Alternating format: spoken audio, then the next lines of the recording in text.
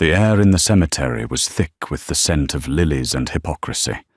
Grayson Payne, millionaire widower, stood by his wife's grave, dabbing at a dry eye with a silk handkerchief. He played the part of the grieving husband flawlessly. But just hours later, he would walk into the most important meeting of his life, the reading of his wife Rachel's will, with a woman who was not his wife. He brought his mistress a declaration of victory over the woman who had built his empire. He expected to inherit everything. What he inherited instead was a perfectly executed masterpiece of revenge delivered from beyond the grave.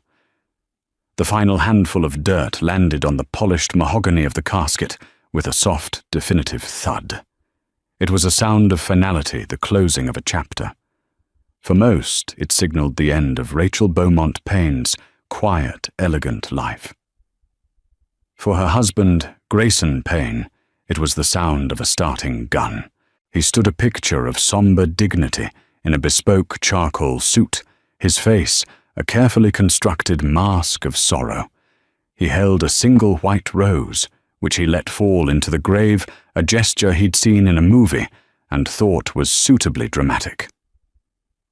The press, kept at a respectable distance by a discreet security team, captured the moment. Tomorrow's society pages would read, "Grieving magnate Grayson Payne bids a final heartbreaking farewell to his beloved wife, Rachel." It was a masterful performance. Only a few people present knew the truth. One of them was Rachel's brother, Robert Beaumont.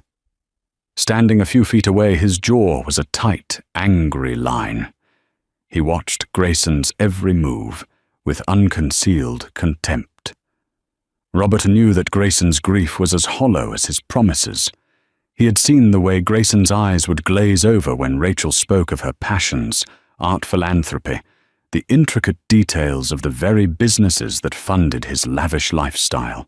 He had seen the casual cruelty, the subtle dismissals, the slow, methodical erosion of his sister's vibrant spirit. The other person who knew was standing under the shade of a distant oak tree, trying to appear unconnected to the main party. Her name was Brenda Lowe. She was younger than Rachel, with a hungry look in her eyes and a wardrobe paid for by Grayson's private credit card. She wore a black dress that was a little too tight, a little too short for a funeral. She was Grayson's mistress, his poorly kept secret, and in her mind, the queen in waiting. She watched Grayson, a faint, proprietary smile on her lips. Their time was coming.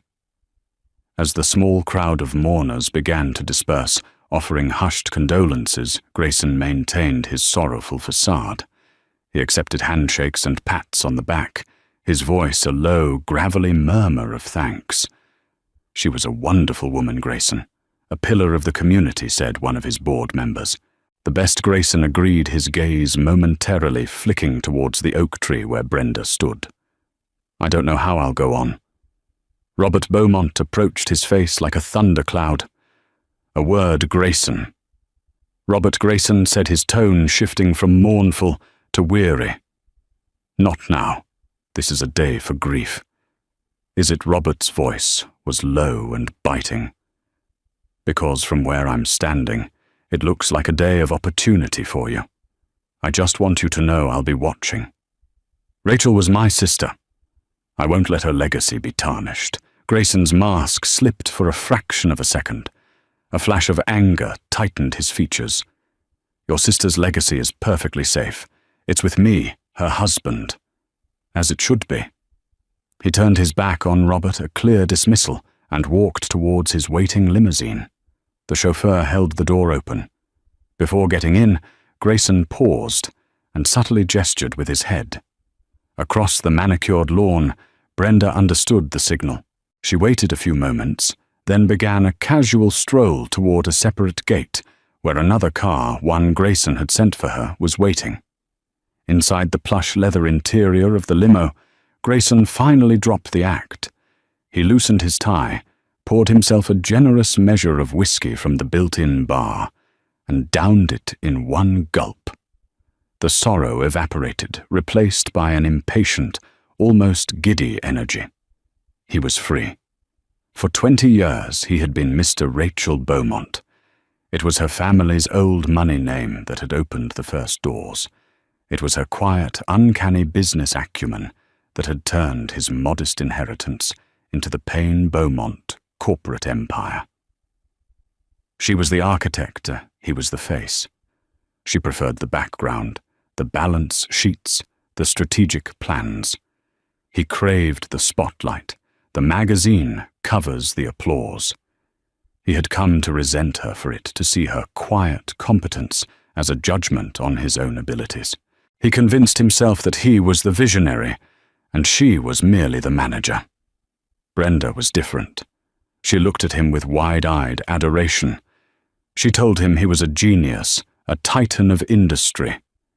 She didn't challenge him or offer quiet corrections. She just agreed, and admired and spent his money with breathless enthusiasm. His phone buzzed. It was Brenda, headed home. "You are so strong, my brave man." A smirk played on Grayson's lips. He typed back, "Pour us a drink. We have a lot to celebrate."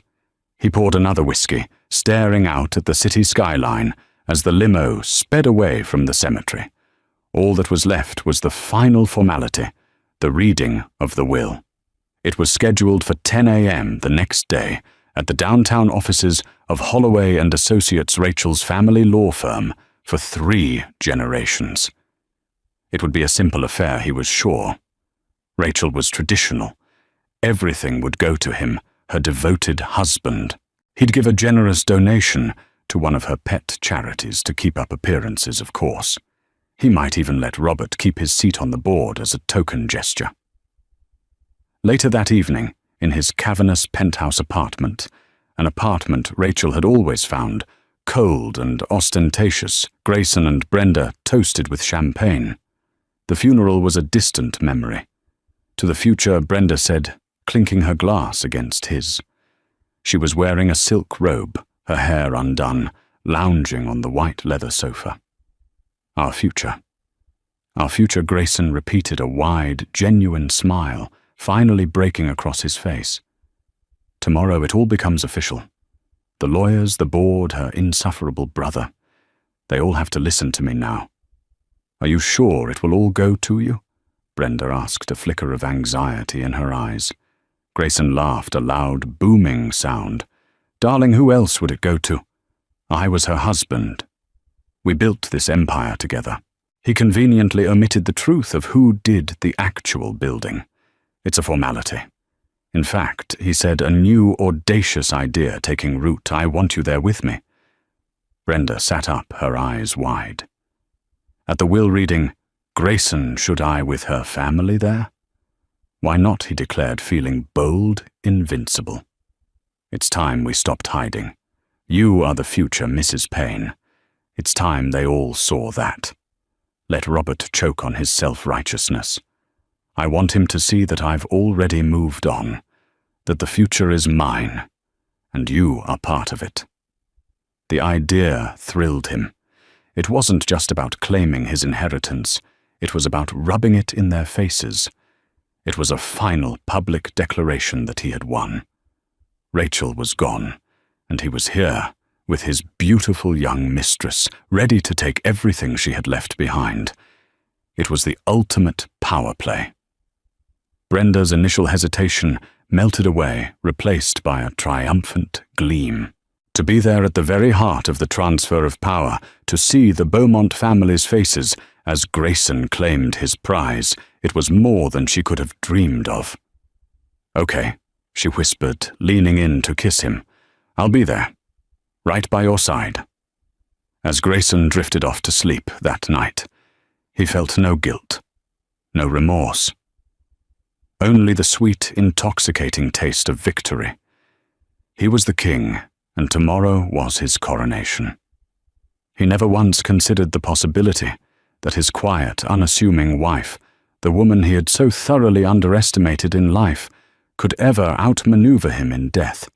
The boardroom at Holloway and Associates was a study in old-world power. Floor-to-ceiling mahogany shelves were filled with leather-bound legal texts that smelled of time and authority. A long, polished oak table reflected the grim, overcast sky, visible through the large window overlooking the city's financial district. The air was thick with tension, a silent, crackling energy that made the simple act of breathing feel deliberate.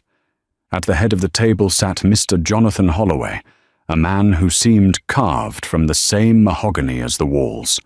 He was in his late 70s with a shock of white hair and eyes that had seen the quiet dramas of the city's elite play out for over 50 years.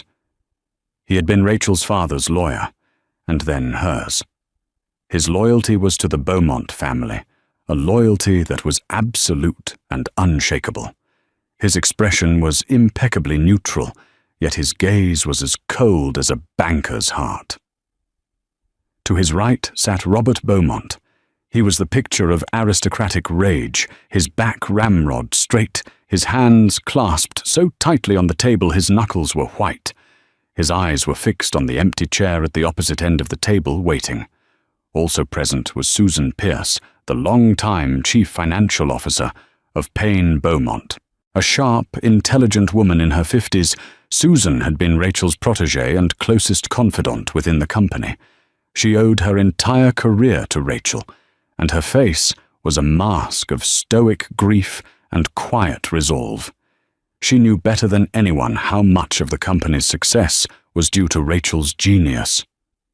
The boardroom door opened, and Grayson Payne strode in. He wasn't wearing somber black today. Instead, he'd chosen a sharp navy pinstripe suit, a power suit. It was a statement. But the bigger statement was the woman on his arm. Brenda Lowe entered with a mixture of nervousness and defiance. She wore a cream-colored Chanel suit that was clearly new, her hair perfectly coiffed. She held on to Grayson's arm as if it were a life raft and a trophy all at once. Her eyes darted around the room, taking in the opulent surroundings and the hostile faces. A collective intake of breath seemed to suck the remaining air from the room. Robert Beaumont's face went from pale with anger to a deep, dangerous crimson. He looked as if he might launch himself across the table. Susan Pierce's expression hardened her lips, thinning into a single disapproving line. Only Mr. Holloway remained impassive. He simply raised an eyebrow, a minute gesture that still managed to convey a mountain of disdain. Grayson Robert spat his voice a low growl. "What is the meaning of this? Who is this woman?" This Grayson said, his voice booming with false confidence as he pulled out the chair at the end of the table for Brenda, before taking his own. "Is Brenda Lowe. My associate. She's here for support." Support Robert's laugh was a harsh, ugly sound. "The funeral was yesterday. Your wife is barely cold, and you bring your whore to the reading of her will. That's enough, Robert." Grayson snapped his face, flushing. "Show some respect." Respect. Robert was on his feet now. "You dare to lecture me about respect? You who flaunted your affair while my sister was fighting for her life. You have no idea what that word means." "Gentlemen," Mr. Holloway's voice cut through the tension like a razor. It wasn't loud, but it carried an undeniable weight of authority. "Please, be seated, Mr. Beaumont. We are here to execute the last will and testament of Rachel Beaumont Payne. Personal animosities have no place in this room." Robert shot one last venomous glare at Grayson and Brenda, before slowly, reluctantly sitting back down. The silence that followed was heavier than before. Grayson, feeling he had won the first skirmish, leaned back in his chair, draping an arm possessively over the back of Brenda's. He gave Mr. Holloway a patronizing smile. "Please, Jonathan. Proceed. Let's get this over with." Mr. Holloway adjusted his spectacles and picked up a thick vellum document sealed with wax. "This is the last will and testament of Rachel Beaumont Payne, signed and witnessed on the 3rd of May of this year." Grayson's smile faltered slightly. The 3rd of May. That was only 6 months ago. Deep into her illness. Deep into his affair with Brenda. He had assumed her will was years old, written when things were simpler. A brief flicker of unease went through him, but he quickly suppressed it. What could she have done? She was sick, weak. She adored him, he told himself. She couldn't have cut him out. "Let us begin," Holloway said, his voice a dry monotone. He broke the seal. "I, Rachel Beaumont Payne, being of sound mind and body, do hereby declare this to be my last will and testament, revoking all prior wills and codicils." He read through a series of minor bequests. A generous sum to the long-serving household staff, a collection of antique jewelry to a favorite niece, her personal art collection donated to the City Museum with a wing to be named in her family's honor. All expected. All standard. Grayson nodded along, feigning benevolent approval. Brenda was starting to relax her hand, finding its way to Grayson's on the table. Then Mr. Holloway paused. He looked up from the document, his gaze sweeping over each person in the room, before finally landing on Grayson. "We now come to the primary assets of the estate," he announced, the room growing still once more. "This includes all majority shares in Payne Beaumont Corp. Control of the associated trusts and holding companies, the real estate portfolio, and the liquid assets held in her personal accounts, the total value of which is estimated at $950 million. Brenda's breath hitched. She squeezed Grayson's hand tightly. This was it. The number was even bigger than she had imagined. Grayson's chest puffed out. He felt like a Roman emperor about to be crowned. He gave Robert a smug, triumphant smirk. According to Mrs. Payne's instructions, Mr. Holloway continued, his voice unchanged. The distribution of these primary assets is not a simple transfer of title. He paused again, letting the weight of his words settle. It is contingent upon a series of conditions and revelations to be presented now in this room. Grayson's smirk vanished. Conditions. What conditions, Jonathan? What is this nonsense? We had an agreement. Everything was to pass to me. Your marital agreements are a separate matter, Mr. Payne Holloway said coolly. This is about her will, her assets, and her final wishes. She was most specific in her instructions for this meeting. She wanted all relevant parties present to bear witness. His eyes flickered towards Brenda for a split second. Relevant parties, Robert interjected, looking confused but intrigued. Indeed, said Holloway. He reached beside him and pressed a button on a small, discreet remote control. On the far wall, a large screen, previously hidden behind a wood panel, slid open and hummed to life. "What the hell is this?" Grayson demanded, rising from his chair. "A movie screening." In a manner of speaking, Mr. Holloway replied, his voice laced with the faintest trace of something that might have been grim satisfaction. Rachel was a meticulous planner. She felt some things were best said in her own words.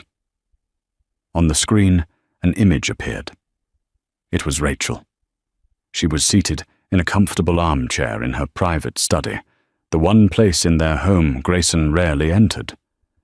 She looked thinner, frailer than he remembered, but her eyes were crystal clear, sharp, and held a fire he hadn't seen in years.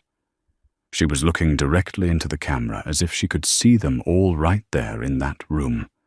A pre-recorded message. The unease in Grayson's stomach curdled into a cold, hard knot of dread.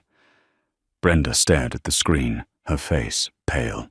The ghost of the woman she had replaced was about to speak.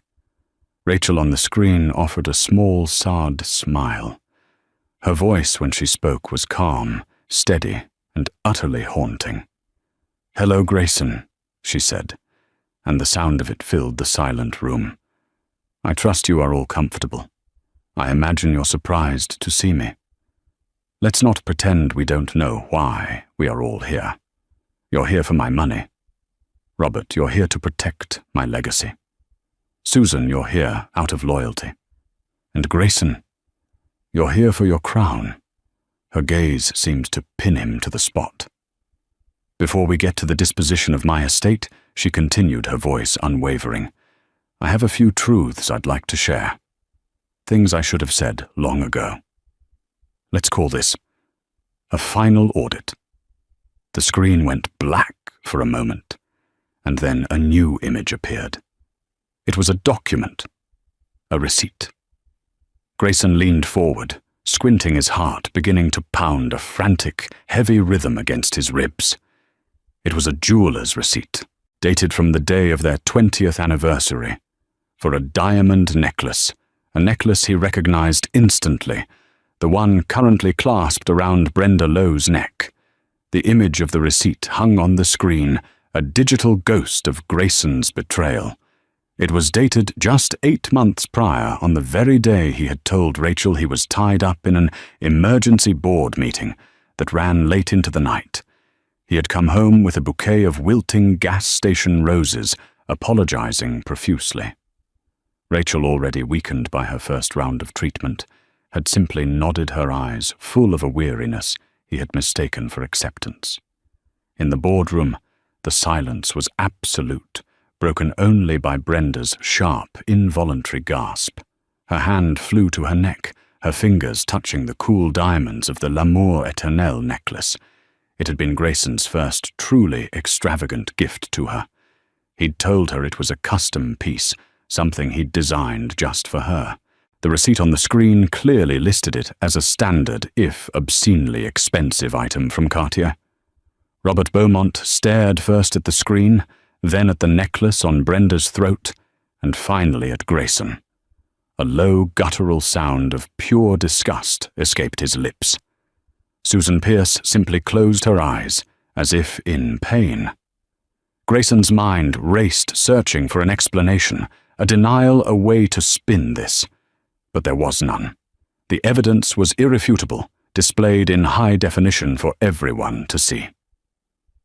On the screen, Rachel's image returned. Her expression was not one of anger, but of a profound surgical disappointment. Our 20th anniversary, she said, her voice soft, but carrying the immense weight of memory. I was at home waiting. I had cooked your favorite meal, coq au vin. I remember being so careful with the spices, because the chemotherapy was making my own sense of taste and smell so unreliable. I wanted it to be perfect for you. You called at 9 p.m. to say you were stuck in a meeting with the Henderson Group. A crisis, you said. A multi-million-dollar deal on the line. She paused, letting the lie hang in the air. I found that strange, Grayson. Because I had spoken to Walter Henderson that very afternoon. He was on a yacht in the Greek Isles with his family.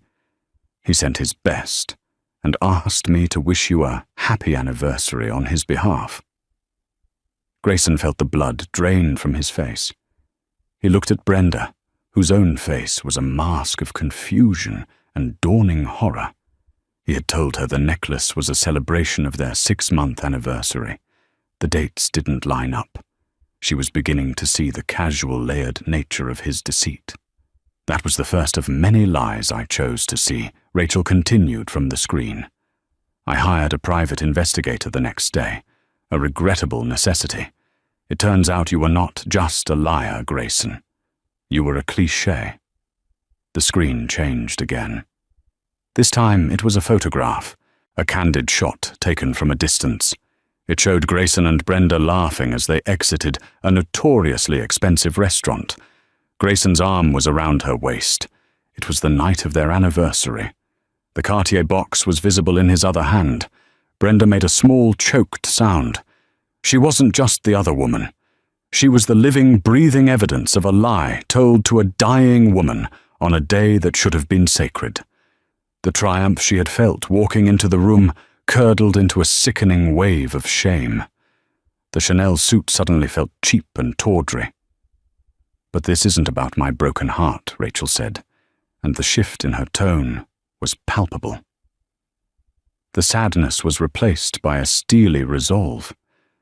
This is about my legacy, and the first condition for the distribution of my assets concerns the Beaumont Foundation for the Arts, a cause my father started, and which I have funded for 2 decades. Grayson seized on the change of topic, desperate to move past the personal humiliation. The foundation, of course. I intend to make a substantial contribution in your name, my love, he said to the screen, his voice slick with false sincerity. Rachel's recorded image smiled a chilling, knowing expression. I'm sure you do, Grayson. However, you often told me my passion for the foundation was a sentimental waste of money. You argued we should cut its funding by 80% and redirect the capital into your riskier ventures. Like that disastrous oil speculation in Venezuela, you lost $10 million on last year. Susan Pierce shifted in her seat. She knew the details of that loss all too well. Rachel had quietly covered it from her personal funds to prevent a shareholder panic. Therefore, Rachel announced my first stipulation is this.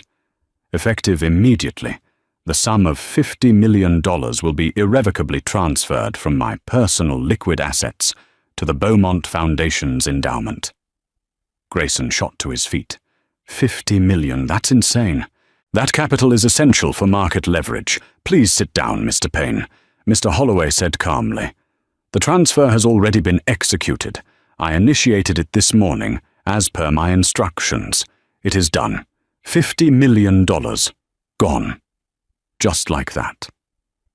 It was a significant blow, but still in the grand scheme of the nearly billion-dollar estate, it was a flesh wound. Grayson sank back into his chair, fuming but trying to recalculate. He could absorb it. This is just the beginning. Grayson Rachel's voice echoed in the room, her eyes seeming to bore into his very soul. You see, you thought my illness had made me weak. But it did something else. Instead, it gave me clarity. It gave me time to think. And it made me realize I had spent 20 years building a beautiful, strong house for a man who was determined to rot it from the inside out. She leaned forward slightly in her chair on the screen. So I decided to do some renovations. Let's move on to the business, shall we? Let's talk about the company you so proudly call your own. Let's talk about Payne Beaumont Corp. The screen faded to black, leaving the room in a stunned, ringing silence. Grayson's mind was a maelstrom of anger and fear. This wasn't a will reading. It was an ambush, a meticulously planned, posthumous prosecution, and he was the sole man in the dock. He looked at the faces around him. Robert's simmering rage had been replaced by a grim, vindicated awe. Susan's quiet grief was now tinged with an almost imperceptible steely admiration. Brenda was staring at her hands, refusing to look at him, the diamond necklace feeling like a millstone around her neck. The power he had felt walking into the room was gone, replaced by a terrifying vulnerability. He was no longer in control. Rachel, his quiet, gentle dying, Rachel had reached out from the grave, and her hand was closing around his throat.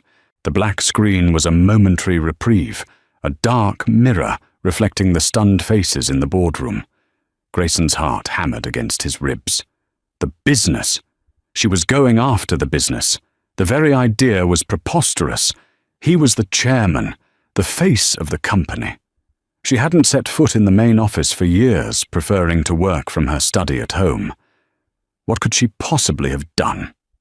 The screen flickered back to life, not with Rachel's image, but with a complex corporate flowchart.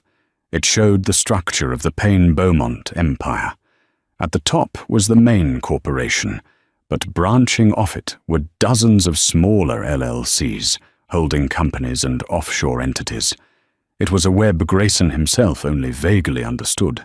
He left the boring details to the finance department to people like Susan Pierce. Then Rachel's voice returned, disembodied and authoritative, like a university lecturer dissecting a complex theorem. "Hello again, Grayson. I'm sure you recognize this chart. It's the corporate structure you've presented to shareholders for the last decade. It looks impressive, doesn't it? Solid, strong, a testament to your leadership." A red line began to trace a path through the chart, isolating the main Payne-Beaumont Corp from a cluster of smaller entities. "But looks can be deceiving," her voice continued. "You see, the heart of our company, the real engine of its growth and profitability, has never been its physical assets or its market share. It has always been its intellectual property." Grayson frowned. Intellectual property? He thought of the patents for their manufacturing processes, the copyrights on their software.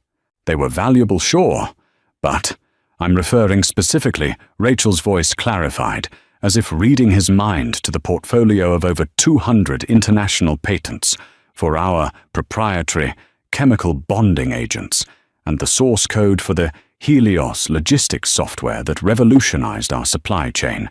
Together, they account for roughly 60% of this company's valuation and 100% of its technological edge over our competitors. On the screen, the cluster of smaller entities began to glow. "You probably assumed those patents and copyrights were held by Payne-Beaumont Corp," Rachel said. "A reasonable assumption. But they never were. 20 years ago, on the advice of my father, I created a separate, privately held technology firm. A shell company, if you will. Let's call it Beaumont Innovative Technologies.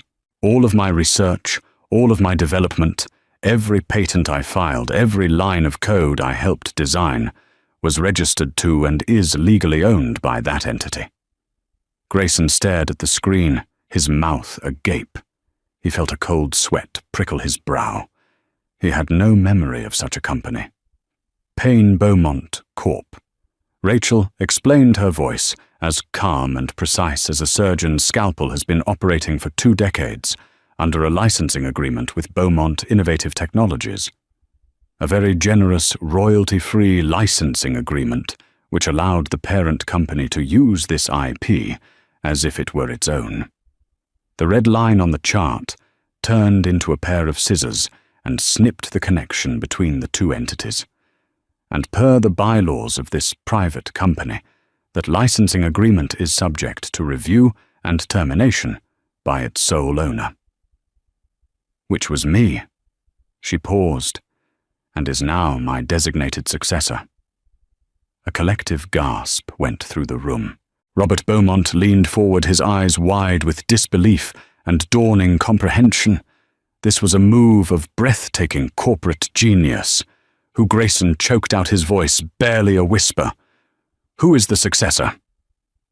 As if on cue, Rachel's image returned to the screen. She was smiling, but it wasn't the sad smile from before. This was a smile of pure, unadulterated triumph. "I believe you all know Susan Pierce," she said. Every head in the room swiveled to face the quiet CFO. Susan met their gazes without flinching. Her hands were folded calmly on the table in front of her, but her eyes when they met Grayson's were like chips of ice. Mr. Holloway cleared his throat. "I have the documents here," he said, sliding a thick legal folder across the table toward Susan. "Transfer of ownership of Beaumont Innovative Technologies, effective as of the moment of Rachel's passing. It is all in order. Ms. Pierce is now in complete control of the company's most valuable assets." Grayson felt as if the floor had fallen away. He was the chairman of a hollow shell, a company that owned buildings and trucks, but not the science and software that made it dominant. He was a king without a kingdom. "The board," he stammered. "The shareholders, they'll never stand for this, won't they?" Rachel's voice was laced with irony. "Susan, perhaps you can enlighten him." Susan Pierce spoke for the first time, her voice clear and steady. "As of 9 a.m. this morning, as the new owner of BIT, I sent a formal notice to the board of Payne Beaumont. The royalty-free licensing agreement has been terminated, effective immediately.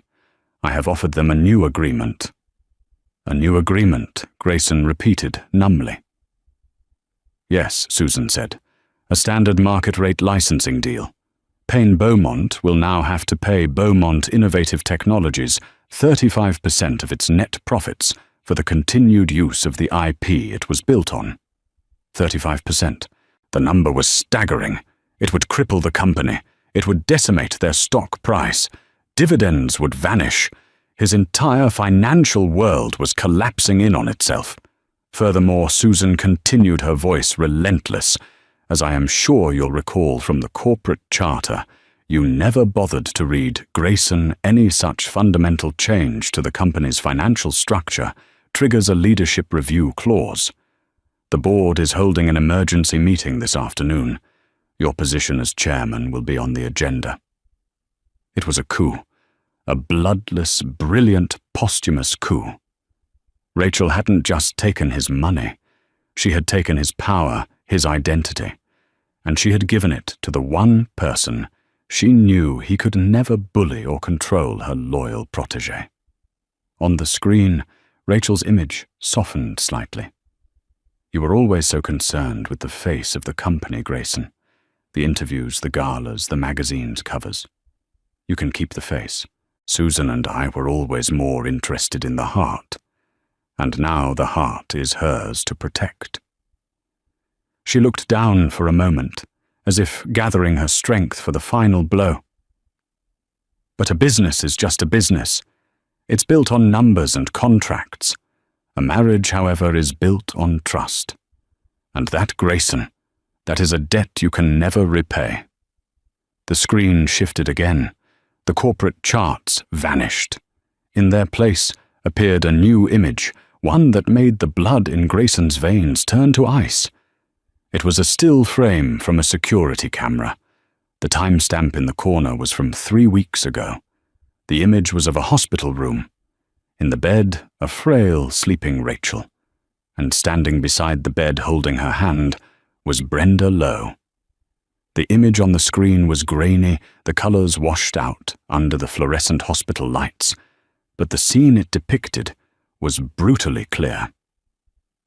Brenda, looking hesitant and somber, stood by the bedside of the sleeping Rachel. The stark contrast between the two women was devastating. Brenda vibrant and healthy in a stylish coat. Rachel diminished by illness, her skin pale against the white hospital sheets.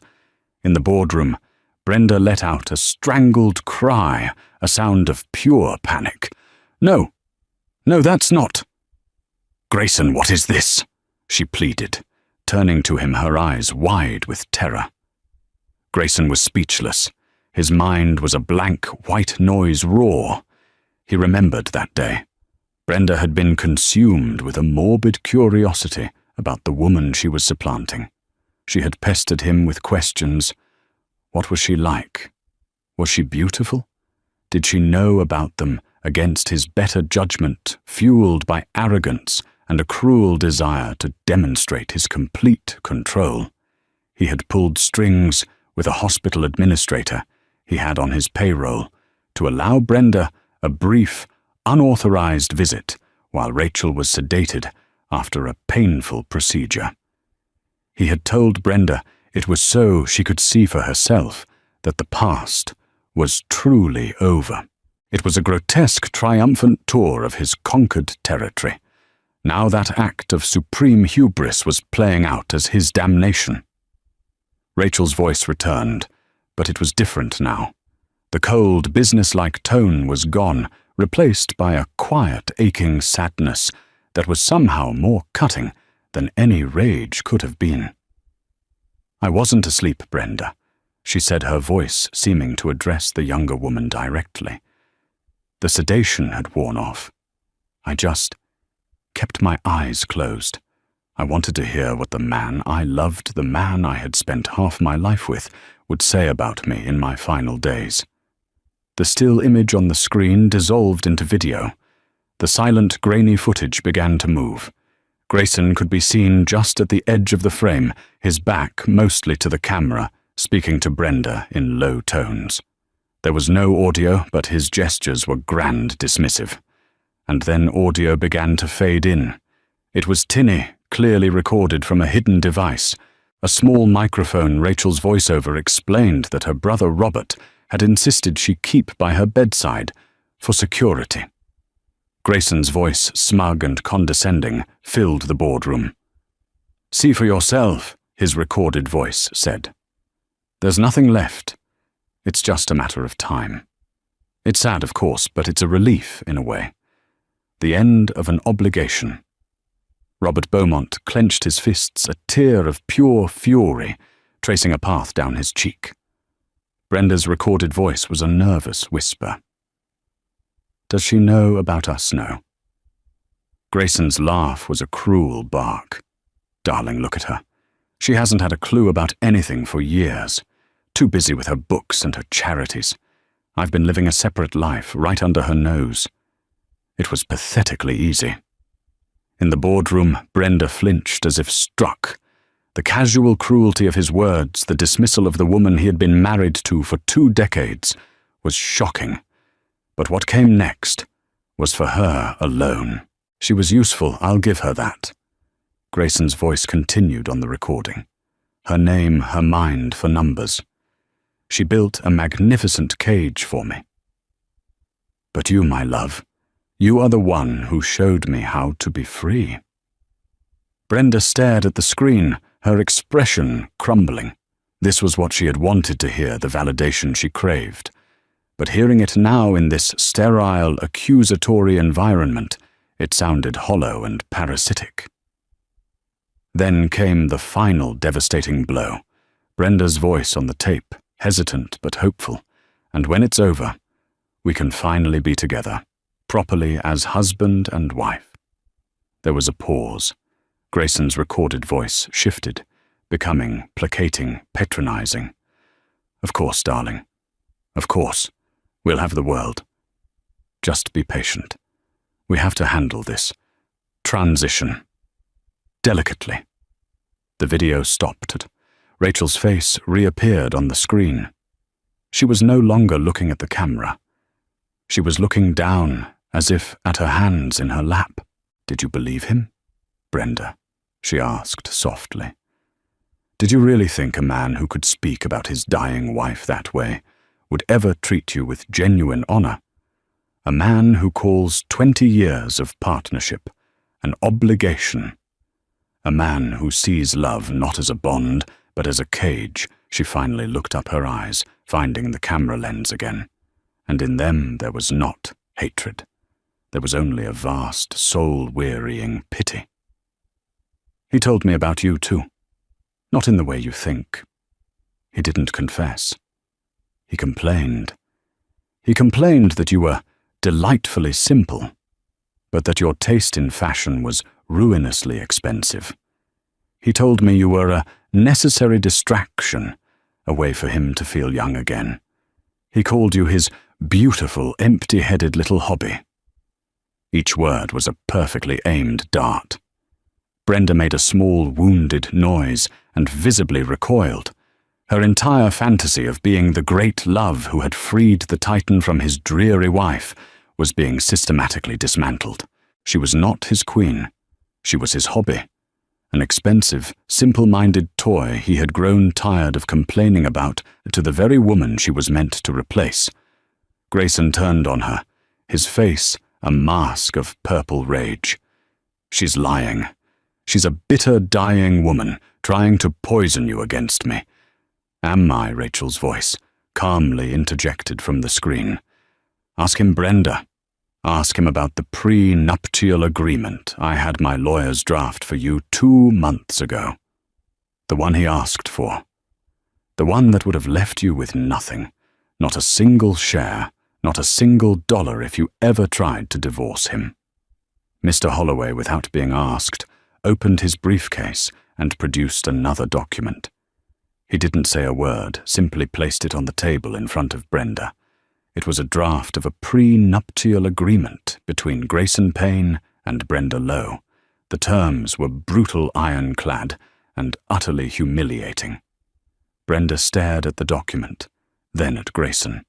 The illusion shattered completely.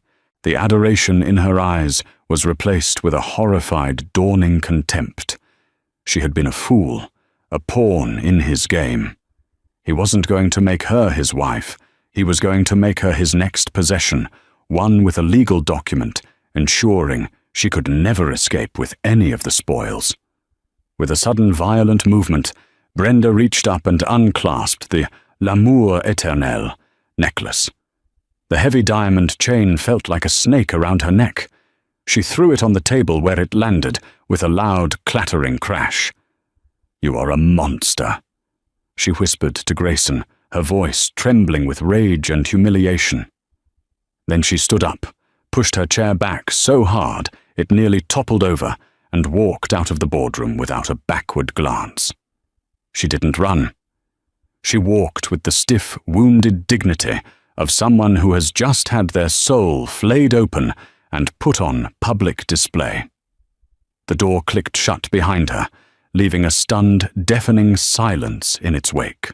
Grayson was alone, stripped of his mistress, his allies, and his dignity. Rachel's face remained on the screen. Her expression was somber. "The thing about betrayal, Grayson," she said, her voice barely above a whisper, "is that it's a fire that consumes everything. Not just the good, but the lies too. And now all your lies are ashes. And now," she said, her voice regaining its strength for the final matter, "for what is left of my inheritance." The departure of Brenda Lowe had shifted the atmosphere in the room from a tense confrontation to a clinical dissection.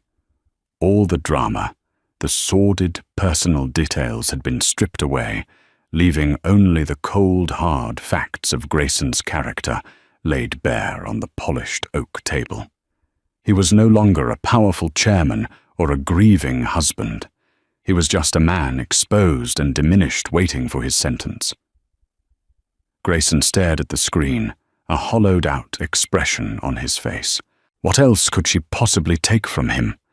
She'd taken a fortune. She'd taken his company. She'd taken his mistress.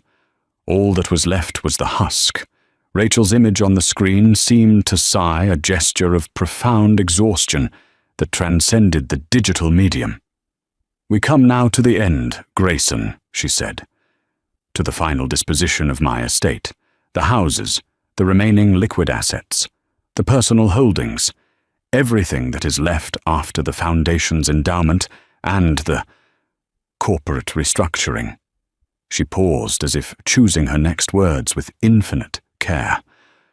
"All my life I have been surrounded by weight, the weight of my family's name, the weight of expectation, the weight of our company's portfolio, the weight of your ambition, Grayson. It was a heavy burden. And in my final months I came to realize I wanted my legacy to be one of lightness, of setting things free." Grayson scoffed a bitter, broken sound. "Lightness. You've crippled the company and aired my life like a cheap stage play. What do you know of lightness?" "The company will survive," Rachel's voice replied, unperturbed. "It is now in the hands of someone who values its heart, not just its share price. Susan will see to it.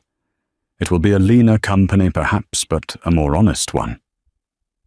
As for your life, you aired it yourself, Grayson. I simply provided the screen." Her gaze seemed to soften for a final time.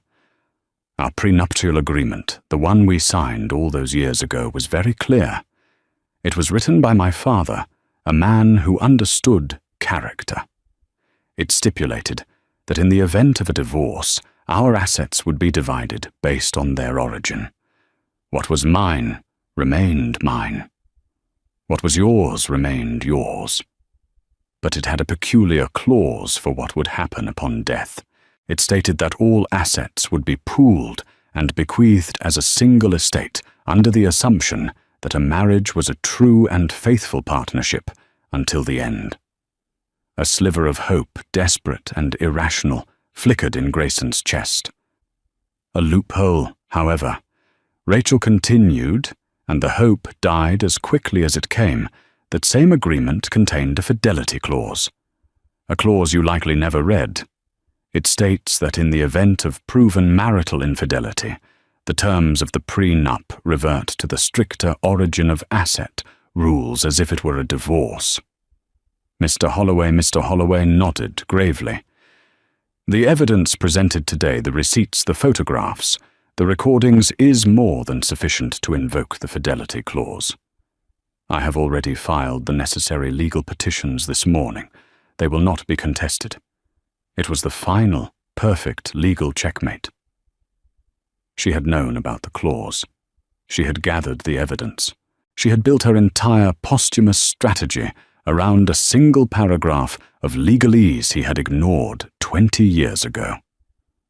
"So what is left for you?" Grayson Rachel asked, her voice a gentle murmur. "What did you bring into this marriage? You had a small stock portfolio from your father, which you cashed out to fund our first venture.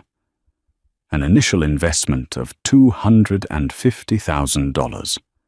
By my calculation, with 20 years of interest and inflation, that comes to roughly $1.5 million today. $1.5 million. To a man who had woken up this morning, believing he was worth nearly $1 billion, the number was a comical insult. It was less than the annual maintenance cost of the penthouse. That sum has been transferred to your personal account, Rachel stated. It is yours. Free and clear. As for the rest, the nearly $800 million that remains in the estate." The screen changed one last time. It showed a montage of images, a children's hospital wing being built, a university library, a sprawling wildlife sanctuary, scholarships being awarded to bright-eyed students. It is all going to the newly formed CBD Charitable Trust. Rachel announced, dedicated to funding medical research education and the arts. Its board of trustees will be chaired by my brother, Robert Beaumont, and its finances will be managed by Susan Pierce. It will be their life's work to ensure that the wealth we built is used to create, to heal, and to inspire, to add some lightness to the world. Robert Beaumont stared at the screen, his face a mixture of shock and profound gratitude. He looked at Susan, who gave him a small, determined nod. This was their new purpose, a legacy of creation, not destruction. So you see, Grayson Rachel concluded her own image, returning for the last time. You get to keep what you started with. And I get to keep what I built. It seems perfectly fair, don't you think? Her face was serene. There was no malice left. No anger. Just a quiet finality. "There is one more thing," she said. "The penthouse. The apartment you loved so much. I never cared for it, but you always said it made you feel like a king. The lease is paid up for the next 6 months. You may stay there until it expires. But the furniture, the art, everything inside, it was all mine. It is being moved out this afternoon and sold at auction for the trust. I've left you a bed, a chair, and a table. I thought you might need a place to sit and think about the choices you've made." The screen went black. The message was over. For a long moment, the room was utterly still. Grayson sat frozen, staring at the blank screen, the enormity of his ruin crashing down on him. He was no longer a millionaire. He was a man with a small fortune that would barely cover his debts and legal fees. He was the chairman of a company that would oust him by sunset. He was the owner of an empty penthouse he would be evicted from in 6 months. He had walked in this morning a king ready for his coronation. He was leaving with nothing but a bed, a chair, and a table. A monk's inheritance. Slowly, Mr. Holloway began to gather his papers, the rustling sound unnaturally loud in the silent room. He stacked the documents into a neat pile. Robert and Susan stood up their chairs, scraping softly against the floor. They didn't look at Grayson. It was as if he wasn't there anymore. He had been erased. "Our work here is done," Mr. Holloway said, his voice flat and professional. He gestured to a separate, smaller folder. "Mr. Payne, this contains the details of your transfer and the notice regarding the penthouse. My assistant will see you out." Robert and Susan walked to the door. Before leaving, Robert paused and looked back, not at Grayson, but at the blank screen where his sister's face had been. "Thank you, Rachel," he whispered, his voice thick with emotion. "Rest now." Then they were gone. Grayson was left alone in the mahogany-panelled room with the old lawyer. He felt a tremor start in his hands. A rage so profound it was almost silent began to build in his chest. He looked at the diamond necklace Brenda had thrown on the table, glittering mockingly under the recessed lighting.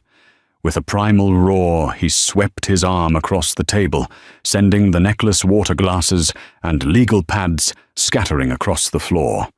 The sound echoed in the vast, empty room. Mr. Holloway didn't even flinch. He simply watched his expression unchanged as Grayson Payne, the fallen titan, finally, completely and irrevocably came apart. The aftermath was a swift and public execution.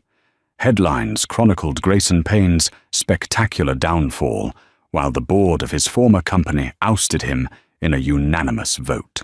Every legal appeal against the meticulously crafted will was dismissed, leaving him utterly neutered.